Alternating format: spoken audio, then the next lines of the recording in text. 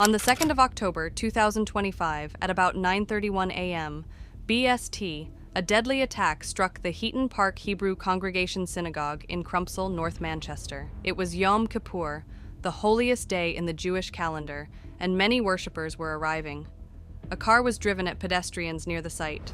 The driver then got out, used a knife to stab people, and tried to force his way into the building. Officers also feared he had an explosive device on his body.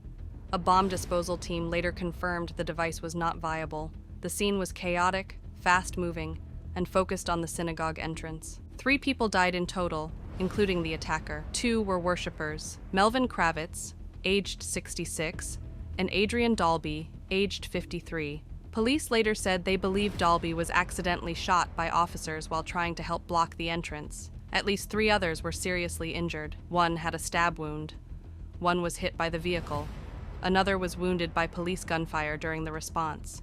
Paramedics and bystanders provided urgent care at the roadside, while officers secured the area for specialist teams.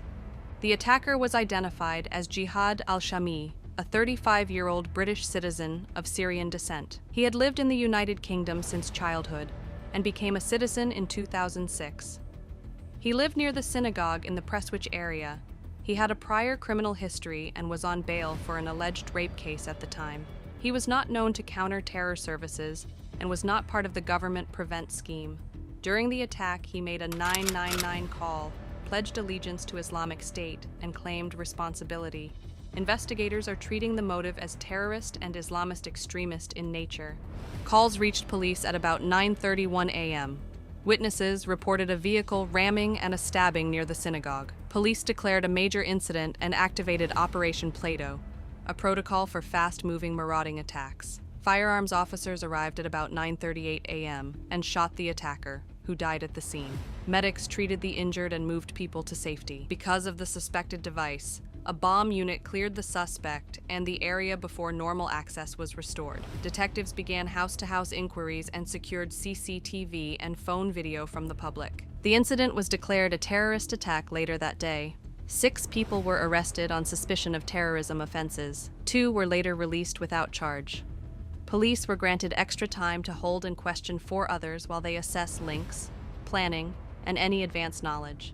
A key focus is the attacker's phones, communications, and social media history, plus any influence networks or co-conspirators. The Independent Office for Police Conduct is reviewing whether police gunfire contributed to the death of Dalby.